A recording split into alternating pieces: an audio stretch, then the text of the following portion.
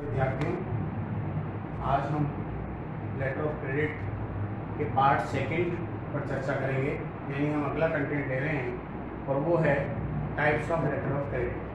यानी साख पत्र कितने प्रकार का होता है। पिछले अध्याय में मैंने आपसे डिस्कस किया था कि प्रलीन के साथ एक अंतर्राष्ट्रीय भुगतान की विधि है जिसमें आयातकर्ता निर्यातकर्ता दोनों की समस्याओं का समाधान होता है और जो है अंतर्राष्ट्रीय व्यापार को बढ़ावा मिलता है। और मैंने आपको ये भी बताया था प्रोसेस में कि जब वो प्रोसीजर बताया था कि किस प्रकार से बेनिफिशियरी यानी निर्यातकर्ता के पक्ष में आयातकर्ता किस प्रकार अपना साख पत्र ओपन करता है, खोलता है और किस प्रकार उसका संचालन होता है। उसमें मैंने एक चीज़ बताई थी कि types of letter of credit यानी उसका प्रकार क्या होगा। वो मेंशन करता है अपने आवेदन पत्र में कि किस प्रकार का साख पत्र जो है निर्यातकर्ता के पक्ष में जारी किया जाना है, और उन्हीं के आधार पर मैं आज विभिन्न प्रकार के साख पत्रों की चर्चा करूंगा, क्योंकि जब उनके टर्म एंड कंडीशन यानी उनका कॉन्ट्रैक्ट हो जाता है, दोनों के बीच में अनुबंध हो जाता है, उसके बाद में ये डिसाइड किया जाता है कि किस प्रकार का साख पत्र लाभार्थी अथवा निर्यातकर्ता के पक्ष में जारी किया जाना है। तो आज हम मुख्य रूप से 9 प्रकार के जो साख पत्र हैं उसके बारे में चर्चा करेंगे। सबसे पहला आता है revocable and irrevocable letter of credit. इसको हिंदी में खंडनीय एवं अखंडनीय साख पत्र कहते हैं। देखिए, खंडनीय साख पत्र वो होता है जिसमें साख पत्र जारी करने वाले बैंक को पूर्ण अधिकार है कि वो निर्यातकर्ता को बिना सूचित किए उस साख पत्र में किसी प्रकार का परिवर्तन कर सकता है अथवा उसको रद्द कर सकता है। जबकि अखंडनीय साख पत्र वो होता है कि अगर एक बार साख पत्र जारी कर दिया गया निर्यातकर्ता के पक्ष में, तो साख पत्र जारी करने वाले बैंक द्वारा उसमें न तो किसी परिवर्तन करने का उसको अधिकार होता है, न उसे रद्द करने का अधिकार होता है। और जब रद्द करने का अधिकार नहीं होता तो निश्चित हो जाती है निर्यातकर्ता को कि मुझे निश्चित तौर पर भुगतान प्राप्त होगा ही होगा। इसलिए इररिवोकेबल जो लेटर ऑफ क्रेडिट है उसको ज़्यादा प्राथमिकता दी जाती है कि जो है ताकि निर्यातकर्ता को ये विश्वास रहे कि मेरे द्वारा माल की रवानगी करने पर या सुपुर्दगी देने पर या जो भी डॉक्यूमेंट चाहे गए हैं उनकी पूर्ति करने पर मुझे निश्चित तौर पर भुगतान प्राप्त हो जाएगा, अथवा मेरे द्वारा प्रस्तुत किए गए विनिमय बिल पर बैंक द्वारा यानी जो एजेंट बैंक है, अभिकर्ता बैंक है, उसके द्वारा उस पर स्वीकृति प्रदान कर दी जाएगी। नंबर 2 आता है confirmed and unconfirmed letter of credit. Confirm letter of credit को जिसको पुष्टिकृत और अपुष्टिकृत साख पत्र कहते हैं। पुष्टिकृत साख पत्र वो होता है जिसके अंदर साख पत्र जारी करने वाला बैंक निर्यातकर्ता को इस बात की गारंटी दे देता है कि एक बार जब साख पत्र जारी होगा तो वो निश्चित तौर पर भुगतान करेगा ही करेगा। यानी साख पत्र में उल्लिखित शर्तों की पूर्ति होने पर निर्यातकर्ता को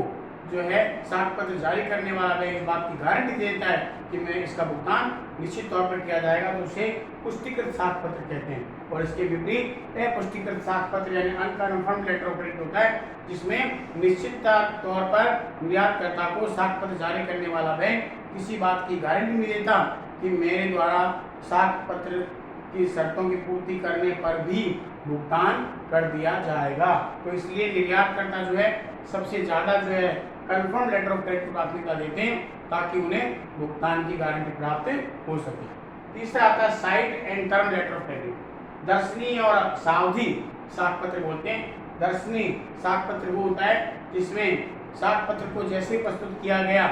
उसका भुगतान उसी समय प्राप्त हो जाता है। और जबकि टर्म लेटर ऑफ क्रेडिट वो होता है जिसमें साख पत्र में उल्लेखित शर्तों की पूर्ति हो जाने पर कुछ समय अवधि के पश्चात जो कि साख पत्र में उल्लेखित होती है उसके पश्चात ही निर्यातकर्ता को जो है साख पत्र से संबंधित भुगतान प्राप्त होता है। नंबर 4 आता है fixed and revolving letter of credit. इसको बोलते हैं स्थायी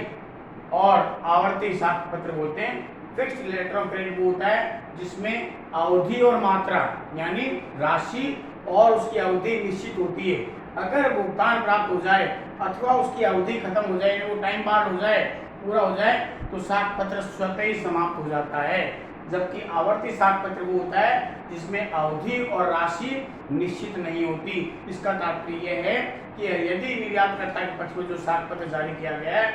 जितनी राशि का जारी किया है उसमें से कुछ हिस्सा अगर उसको भुगतान कर दिया गया है तो साख पत्र में उल्लेखित राशि पुनः अपने मूल राशि में पहुंच जाती है। फॉर एग्जाम्पल, यदि 1 लाख रुपए का जो है साख पत्र निर्यातकर्ता के पक्ष में अगर जारी किया गया है और उसने 50,000 का माल भेजा, 50,000 का भुगतान उसका आ गया है, तो राशि वापस 1 लाख हो जाएगी। इसका तात्पर्य ये है कि ये लेटर ऑफ क्रेडिट इसलिए सबसे उपयोगी होता है कि जब एक निर्यातकर्ता एक ही आयातकर्ता से महीने में या एक निश्चित अवधि में लगातार वो माल का आदान प्रदान कर रहा है, तो बार बार साख पत्र जारी करने की पेचीदगी से बचने के लिए रिवॉल्विंग लेटर ऑफ क्रेडिट का सहारा लिया जाता है। नंबर 5 आता है clean and documented letter of credit. Clean and document letter of credit में अंतर ये होता है, इसको ओपन जो है लेटर ऑफ क्रेडिट भी कहते हैं। एक ऐसा साख पत्र, क्लीन लेटर ऑफ क्रेडिट का तात्पर्य है कि ऐसा साख पत्र जिसमें केवल निर्यातकर्ता को अपना माल का जो बीजक है, बिल है, केवल वही प्रस्तुत करना पड़ता है, अन्य डॉक्यूमेंट को प्रस्तुत नहीं करने पड़ते। जबकि डॉक्यूमेंट लेटर ऑफ क्रेडिट वो होता है जिसके अंदर निर्यातकर्ता को साख पत्र में उल्लेखित जो भी दस्तावेज आयातकर्ता ने चाहे हैं वो सभी कलेक्ट करके जो है भुगतानकर्ता बैंक के समक्ष प्रस्तुत करने पड़ते हैं। उसके बाद में आता है red clause letter of credit, यानी ऐसा साख पत्र जिसमें लाल स्याही से एक धारा, एक सेक्शन जोड़ दिया जाता है। इसका तात्पर्य है कि अनेक बार निर्यातकर्ता को अगर वो खुद मैन्युफैक्चरर नहीं है तो कहीं दूसरे से माल लेता है और उसको पैकिंग करके आयातकर्ता को भेजता है, अथवा कई बार मैन्युफैक्चर होता है तो निर्माण भी करता है। ऐसी स्थिति में उसको शॉर्ट टर्म क्रेडिट की आवश्यकता होती है, पहले कुछ पैसा एडवांस पे इसकी चाहिए होता है। ऐसी स्थिति में वो अपने पक्ष में red clause letter of credit आयातकर्ता से जारी करवाता है, जिसके अंतर्गत कुछ राशि भुगतानकर्ता जो बैंक है, यानी जिसको आप अभिकर्ता बैंक कहते हैं, वो साख पत्र में उल्लेखित कुल राशि का एक निश्चित भाग एडवांस में दे देता है, ताकि निर्यातकर्ता या तो माल का निर्माण कर सके अथवा किसी अन्य पार्टी से माल लेकर के वह आयातकर्ता को भेज सके। और जब इस red clause letter of credit में क्या होता है कि अगर अग्रिम भुगतान जो कर दिया गया है और उसके बाद जो समस्त डॉक्यूमेंट तैयार कर लेता है वो और जब प्रस्तुत करता है तो भुगतानकर्ता बैंक क्या करता है, जो राशि पहले भुगतान कर दी वो प्लस उसका ब्याज जो कि एडवांस में उसने दे दिया था 2 महीने पहले, उसको सारा काट लेता है और शेष राशि का भुगतान जो साख पत्र में लिखी हुई है उसका भुगतान निर्यातकर्ता को कर देता है। एक आता है green clause letter of credit, तो कि दोनों में अंतर नहीं, दोनों में एडवांस पेमेंट का प्रोविजन है कि निर्यातकर्ता को एडवांस भुगतान प्राप्त होगा मैन्युफैक्चरिंग के लिए अथवा अन्य पार्टी से माल प्राप्त करने के लिए। लेकिन दोनों में अंतर क्या हो गया, green clause letter of credit में जो है अगर उसने माल लिया है, माल निर्माण किया है, तो वो गोडाउन में रखता है और उसके बाद पैकिंग की तैयारी करके माल आयातकर्ता को भेजता है। ग्रीन क्लॉज में टाइटल ऑफ गुड्स यानी माल के जो अधिकार पत्र हैं वो बैंक के पास रहते हैं। तो दोनों में मूलभूत अंतर क्या है, रेड क्लॉज में कोई माल के अधिकार पत्र या माल जो है भुगतानकर्ता बैंक अथवा अभिकर्ता बैंक की कस्टडी में नहीं होते, जबकि ग्रीन क्लॉज में जो भी माल उसने बनाया है या किसी अन्य पार्टी से बात किया है आयातकर्ता को जो है माल भिजवाने के लिए, वो सारा का सारा माल भुगतानकर्ता बैंक की कस्टडी में रहता है।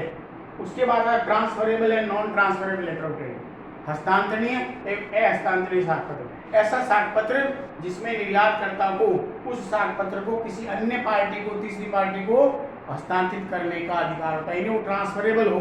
तो उसे हम ट्रांसफरेबल लेटर ऑफ क्रेडिट कहते हैं। और non transferable letter of credit होता है जिसमें जिसके पक्ष में साख पत्र जारी कर दिया गया है, यानी निर्यातकर्ता के पक्ष में जब जारी कर दिया गया, लाभार्थी के पक्ष में जारी कर दिया गया है,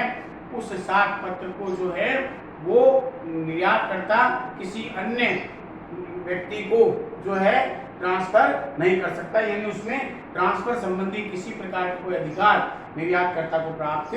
नहीं होता है। उसके बाद अंत में आता है back to back letter of credit. इसका तात्पर्य होता है प्रथम पर आधारित दूसरा साख पत्र। इसका मतलब ये है कि जब आयातकर्ता द्वारा निर्यातकर्ता के पक्ष में साख पत्र जारी कर दिया जाता है और जो है साख पत्र जारी करने वाला बैंक यानी जो इश्यूइंग बैंक है वह जब निर्यातकर्ता को इसकी सूचना दे देता है कि आपके पक्ष में साख पत्र जारी कर दिया गया है, तो ऐसी स्थिति में यदि निर्यातकर्ता चाहे तो अपने साख पत्र की गुडविल के आधार पर कि उसको पता है कि मुझे इस साख पत्र से इतनी राशि भुगतान प्राप्त होनी है, और अगर उसने किसी अन्य पार्टी से माल लिया है, खुद मैन्युफैक्चरर नहीं है, तो उस साख पत्र के आधार पर जिससे वो माल प्राप्त कर रहा है उसे गारंटी दिलवा सकता है, यानी उस व्यक्ति के पक्ष में अपने साख पत्र के आधार पर दूसरा साख पत्र जारी करवा सकता है। ऐसे साख पत्र को back to back letter of credit कहते हैं, यानी प्रथम पर आधारित दूसरा साख पत्र कहते हैं। अब मुख्य बात आती है कि जितने भी अलग अलग प्रकार के जो साख पत्र हैं वो उनकी क्या नीड है आयातकर्ता की, आयातकर्ता क्या चाहता है, निर्यातकर्ता और आयातकर्ता के बीच में कॉन्ट्रैक्ट क्या हुआ है, उसके आधार पर यह तय किया जाता है कि किस प्रकार का साख पत्र जो है वो निर्यातकर्ता के पक्ष में जारी किया जाए। अगर उसकी बहुत अच्छी गुडविल है निर्यातकर्ता की और आयातकर्ता की, तो ऐसी स्थिति में irrevocable confirm letter of credit को जो है सबसे ज़्यादा बढ़ावा दिया जाता है, यानी वो एक खंडनीय भी होगा, उसको खंडित नहीं किया जा सकता, और कन्फर्मेशन भी होगी कि निश्चित तौर पर निर्यातकर्ता को भुगतान प्राप्त हो ही जाएगा। इस प्रकार अलग अलग प्रकार के जो साख पत्र होते हैं उसमें आयातकर्ता और निर्यातकर्ता अपनी आवश्यकता अनुसार, यानी मुख्य रूप से तो आयातकर्ता ही अपनी आवश्यकता अनुसार शर्तों की पूर्ति करवाने के लिए जो आवेदन करता है उसमें साख पत्र का जो प्रकार है उसको निश्चित तौर पर मेंशन कर देता है।